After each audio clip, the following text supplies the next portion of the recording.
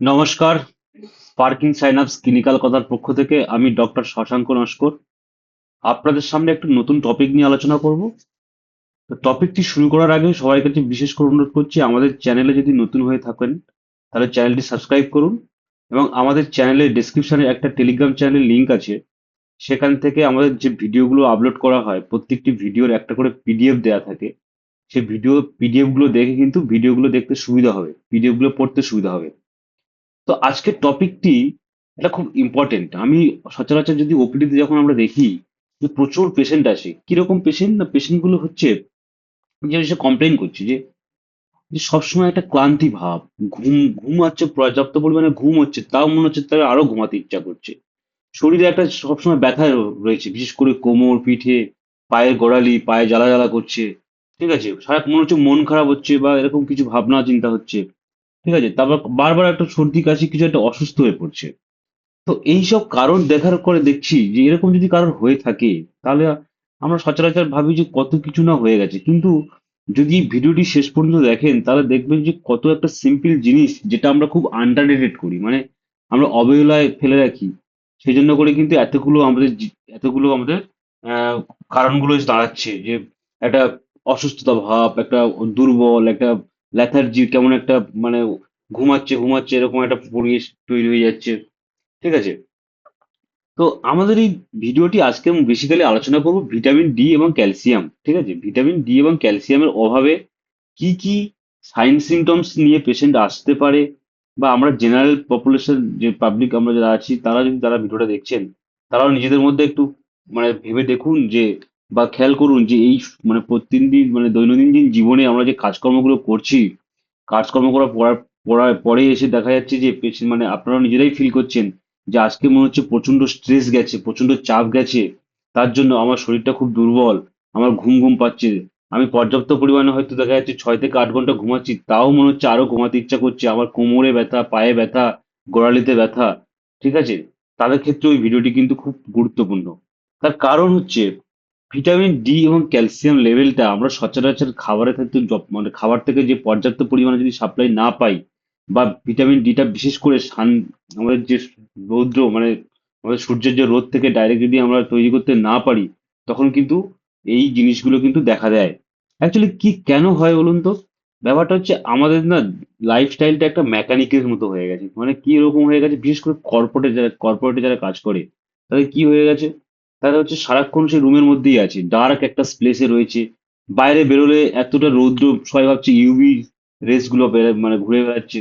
হওয়ার পরে কি হচ্ছে না, দেখা যাচ্ছে যে তারা সবসময় মানে সারা শরীরটা ঢাকা একটা পোশাক পরছে। ঠিক আছে, বা কারোর হজমের সমস্যা আছে, ঠিকঠাক হজম করছে না, খাওয়া দাওয়ার টাইমই পাচ্ছে না। ঠিক আছে, এইসব পেশেন্টের কিন্তু বা এইসব মানুষদের কিন্তু আমাদের ভিটামিন ডিটা কিন্তু আমাদের কি হয় না, ডেফিসিয়েন্সি হয়, ক্যালসিয়ামটা ডেফিসিয়েন্সি হয়। তো আমি এই ভিডিওতে আলোচনা করব যে ভিটামিন ডি কি, ভিটামিন ডি কম হলে কি কি ক্ষতি হয়, নর্মাল লেভেল কত আছে, কোন কোন খাবারে পাওয়া যায়, সাপ্লিমেন্ট কত নিতে হবে, আর সবচেয়ে গুরুত্বপূর্ণ হবে কথা হচ্ছে যে ঠিক কিভাবে এই যে ভিটামিন ডি ডেফিসিয়েন্সিটা আছে সে কিভাবে সেটা ঠিক করবেন। তো প্রথমে যদি আমি বলি যে ভিটামিন ডি হচ্ছে একটা কিন্তু শুধুমাত্র ভিটামিন না, ভিটামিন ডি হচ্ছে কিন্তু একটা হরমোন। ঠিক আছে, এই ভিটামিন ডি একটা হরমোনের মতো কাজ করে। এই ভিটামিন ডিটা একটা যদি হরমোন ভাবি আমরা, তাহলে দেখবে এটা কাজ কি কি, এর যে কাজগুলো কি কি, মানে এর ফাংশন কি কি। তাহলে প্রথম কাজ হচ্ছে কি না, হাড়কে শক্ত রাখা। ঠিক আছে, ক্যালসিয়াম যে আমরা খাই, ক্যালসিয়ামটাকে অ্যাবজর্পশন করতে মানে শোষণ করতে হেল্প করে। ঠিক আছে, আমাদের যে পেশিগুলো রয়েছে সেগুলোকে সঠিকভাবে শক্তপোক্ত করতে সাহায্য করে, আমাদের বডিতে শরীরের মধ্যে ইমিউনিটি বাড়াতে সাহায্য করে, এমনকি আমাদের যে সচরাচর যে মন খারাপ, মুড ভালো রাখতেও হেল্প করে। এবার আমাদের শরীর সূর্যের আলো পেলেই কিন্তু নিজে নিজে কিন্তু ভিটামিন ডি তৈরি করতে পারে বা বানাতে পারে। কিন্তু সমস্যাটা কোথায়, আমি একটু আগেই বললাম যে আমরা ম্যাক্সিমাম সময় ঘরের ভিতরে থাকি, সানস্ক্রিন ইউজ করছি, তার কারণ ইউভি রেসের জন্য। তারপর অফিসে বসে যারা কাজ করছেন, আর সারা গায়ে ঢাকা মানে কাপড় পরছেন, তাই কি সত্যি সত্যি ভিটামিন ডি সূর্যের আলো গায়ে পড়লেও কি তৈরি করতে পারবে? না, পারবে না। তাহলে যদি ভিটামিন ডি কমে যায় তাহলে আমাদের কি কি লক্ষণ হতে পারে? ভিটামিন ডি যদি কমে যায় তাহলে আমরা সবসময় একটা ক্লান্ত, আমি আগেই বললাম, সবসময় একটা কিছু ফ্যাটিকনেস বা একটা ক্লান্তি ভাব থাকবে। ঠিক আছে, শরীরে ব্যথা করে বললাম, কোমরে পায়ে ব্যথা হবে, মাংস পেশি যেগুলো আমাদের মাসেলস গুলো আছে সেগুলো উইক হয়ে যাবে, বারবার ঠান্ডা লাগা বা ইনফেকশন হবে, তাহলে বোন এবং ব্যাক পেন হবে, মাথার চুল পড়ে যাবে, ফ্রিকুয়েন্টলি ইলনেস হবে। এই যে জিনিসগুলো কিন্তু একটা ডিপ্রেশন টাইপ ফিলিংস হবে, ঘুমিয়েও মনে হচ্ছে আরো ঘুমাতে ইচ্ছা করছে, এরকম হচ্ছে। তাহলে এগুলো, এই যে সব এখন একটা কমপ্লেক্স অফ সিমটমস যেগুলো পরপর আমি যেগুলো বলছি, সেই সিমটমস গুলো দেখে বা এই যে সাধারণ যে উপসর্গগুলো দেখে আমাদের মনে হতে পারে যে বয়স হচ্ছে, কাজের চাপ বাড়ছে বা স্ট্রেস হচ্ছে। কিন্তু একটা জিনিস কি দেখেছেন যে আদৌ এই জন্য হচ্ছে না আমাদের দৈনন্দিন খাবারে ভিটামিন বা আমাদের যে স্কিন থেকে ভিটামিন ডিটা বা ক্যালসিয়ামটা তৈরি হতে অসুবিধা হচ্ছে? ঠিক আছে, এটা দেখতে হবে। এবার আমাদের সাপ্লিমেন্টের যে বিভিন্ন রকম সাপ্লিমেন্ট পাওয়া যায় সেগুলো নিয়ে আলোচনা করব। প্রথমে আমরা দেখছি যে ভিটামিন ডি যে লেভেল, সেটা কিন্তু এখন অপটিমাল 30 থেকে 50 থাকলে কিন্তু আমাদের ঠিক আছে, ন্যানোগ্রাম। এটা হচ্ছে কি 50-এর উপরে হাই, ইনসাফিসিয়েন্সি হচ্ছে 10-20 থেকে 30, আর হচ্ছে লো হচ্ছে 12 থেকে 20, আর হচ্ছে সিভিয়ার হচ্ছে ডেফিসিয়েন্সি হচ্ছে আমাদের 12-র নিচে হচ্ছে। ঠিক আছে, এই হচ্ছে দেখতে হবে। এইবার যে তাহলে আমরা যদি কি করছি, যদি এই যে উপসর্গগুলো বললাম, যদি এই উপসর্গ থাকে তাহলে আমরা কিন্তু একটা ভিটামিন ডি এবং ক্যালসিয়ামের কিন্তু ব্লাড টেস্ট করাতে পারি। ঠিক আছে, ক্যালসিয়ামের এবং কিন্তু ভিটামিন ডি কিন্তু ব্লাড টেস্ট করাতে পারি। ব্লাড টেস্ট করালে কিন্তু আমি এই লেভেলটা জানতে পারছি। ঠিক আছে, এবার আমরা যদি ভাবি যে মানে সাপ্লিমেন্ট নেবো, তার চেয়ে আমি যদি ভাবি, অনেকে বলছে সাপ্লিমেন্ট নেবো না, আমরা যে ফুড মানে সোর্সেস অফ ভিটামিন ডি, তাহলে ফুড মানে তার সোর্স গুলো কি কি আছে, যে বিভিন্ন খাবার সেগুলো কি কি আছে দেখুন। বিশেষ করে মাছ, বিশেষ করে স্যালমন মাছ, এগুলো তো আমাদের এখানে খুব একটা পাওয়া যায় না। সার্ডিন, টুনা, হ্যাঁ, ম্যাকারেল, এগুলো তো আমাদের পাওয়া যায় না এখানে খুব একটা। আমরা যেগুলো মাছগুলো খাই শুধু ফ্যাটি মাছ, যে ফ্যাট যুক্ত ফ্যাটি ফিশ যেগুলো থাকে, সেখানে কিন্তু ভিটামিন ডিটা অনেকটা বেশি থাকে। ডিমটারও খেতে হবে, ডিমে থাকে। মাশরুম খেতে হবে। ঠিক আছে, আর দুধও খেতে হবে। ঠিক আছে, এগুলো কিন্তু আমরা ভিটামিন ডি এতে প্রচুর পরিমাণে থাকে। কিন্তু একটা সমস্যা দেখুন, যখন আপনার ডেফিসিয়েন্সি হচ্ছে তার মানে আপনার দৈনন্দিন খাবার থেকে আপনার পর্যাপ্ত পরিমাণে কিন্তু যে যতটুকু ভিটামিন ডি বা ক্যালসিয়াম দরকার হয় ততটুকু কিন্তু আমাদের আসছে না। তাহলে কি কি করতে হবে, তাহলে কি সোজা কথা সাপ্লিমেন্ট নিতে হবে। তাহলে সাপ্লিমেন্টটা কিভাবে নেবেন, যদি আমাদের লেভেল হচ্ছে কি 20 থেকে 30 হয়, মানে কি ইনসাফিসিয়েন্সি হয়েছে, তাহলে আমরা কিন্তু ডেইলি হচ্ছে কি 1000 থেকে 2000 ইন্টারন্যাশনাল ইউনিট নিতে পারি। যদি 12 থেকে 20 হয় তার মানে খুব ডেফিসিয়েন্সি হয়ে যাচ্ছে, তখন কিন্তু 2 থেকে 4000 নেব। এবার যদি মনে হয় সিভিয়ার ডেফিসিয়েন্সি হয়ে গেছে, 12-র নিচে নেমে গেছে, তখন কিন্তু আমাদের উইকলি 50,000 ইন্টারন্যাশনাল ইউনিট, এটাকে 60K, আমি পরে আলোচনা করছি 60K, হ্যাঁ 50,000 60K হবে। এইবার আমাদের কিন্তু দৈনন্দিন যে ভিটামিনের চাহিদাটা মিনিমাম কিন্তু আমাদের রাখতে হবে কত, না 800 থেকে 2000 ডেইলি আমাদের কিন্তু রাখতে হবে। এটা কিন্তু খেয়াল রাখতে হবে। ঠিক আছে, তাহলে আমরা কি করছি, তাহলে প্রথমে আমরা উপসর্গগুলো দেখছি। উপসর্গগুলো দেখার পরে আমরা কি করছি, একটা ব্লাড ব্লাড টেস্ট করে দেখছি, এবং সেই ব্লাড টেস্টের ভ্যালু অনুসারে আমরা কিন্তু সাপ্লিমেন্ট নিচ্ছি, সাথে সাথে আমরা ফুডও খাবো। আর সাথে সাথে কি হবে, যদি আমরা সকাল 10টা এবং বিকেল 4টের পর, সকাল 10টার আগে এবং বিকেল 4টের পর যদি আমরা সানবেথ, যেটাকে বলা হচ্ছে কি একটু রোদে দাঁড়ানো, হ্যাঁ বিশেষ করে 15 থেকে 20 মিনিট রোদে দাঁড়াতে হবে, তাহলে কি হবে, পা হাত মুখ খোলা রেখে, তাহলে কিন্তু অনেক সময় ভিটামিন ডি কি হবে, সিনথেসিস হবে, তৈরি হবে। হ্যাঁ, সানস্ক্রিন কিন্তু ইউজ করা যাবে না ওই সময়টা, যখন রোদে জন্য আমরা দাঁড়িয়ে থাকবো বা রোদে রেস্ট নেবো একটু, তাহলে আমাদের ভিটামিন ডিটা সিক্রেশন হবে, সরি সিনথেসিস হবে। এবার এই যে ভিটামিন ডি কিন্তু বেশিরভাগ সময় যারা ঘরে যারা থাকে তারা স্কিনটা একটু বেশি ডার্ক কালার হচ্ছে, কালো হয়ে যাচ্ছে। ঠিক আছে, তাদের ওজন বেশি অনেক, তাদের ক্ষেত্রে অনেক বয়স্ক লোকজন, হ্যাঁ তাদের হজমের সমস্যা হচ্ছে, তাদের ক্ষেত্রে কিন্তু ভিটামিন ডিটা বেশি হয়। তাহলে উপসর্গ হলো এটা হলো।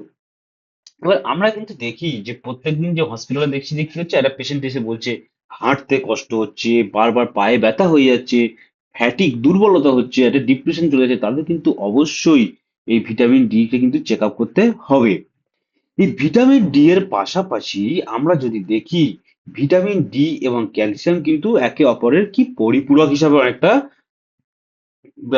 পরিপূরক হিসাবেই কাজ করে। তার কারণ ভিটামিন ডি টা কিন্তু ক্যালসিয়াম বললাম অ্যাবজর্পশন করতে হেল্প করে।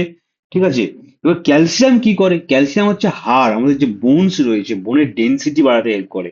বোনের ডেনসিটি মানে ঘনত্ব বাড়ায়, দাঁতকে মজবুত করতে হেল্প করে, মাংসপেশি মাসেলস গুলোকে সঠিকভাবে মজবুত রাখতে সাহায্য করে। আবার নার্ভের যে সিগন্যাল, যে আমাদের মাসেল কন্ট্রাকশন হচ্ছে, মানে মাসেল সংকুচিত হচ্ছে, এইসব কে হেল্প করছে না, আমাদের ক্যালসিয়াম কিন্তু হেল্প করে। এটা ক্যালসিয়াম কিন্তু খুব ইম্পর্টেন্ট, এটা যে এটার সাথে।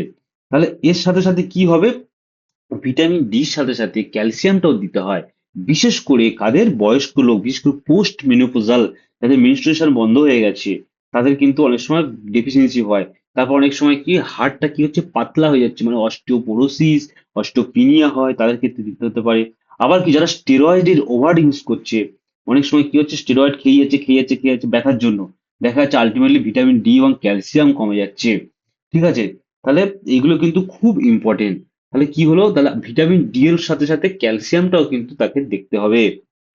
ক্যালসিয়াম আমরা কি করব, যে ক্যালসিয়াম আমরা নর্মালি কত ডোজেন কোথায় কোথায় পাই আগে দেখে নিচ্ছি। আগে ক্যালসিয়াম হচ্ছে কি, আমাদের হচ্ছে কি মিল্ক প্রোডাক্টস এ রয়েছে, আমন্ডস ফামন্ড বাদাম টাদামে রয়েছে, বিভিন্ন রকম বিনস লেন্টিসে আছে, আমাদের পালং শাক টালং শাকে থাকে, এবং এইগুলো আমাদের ডেয়ারি প্রোডাক্টসেও আমাদের কিছু কিছু থাকছে।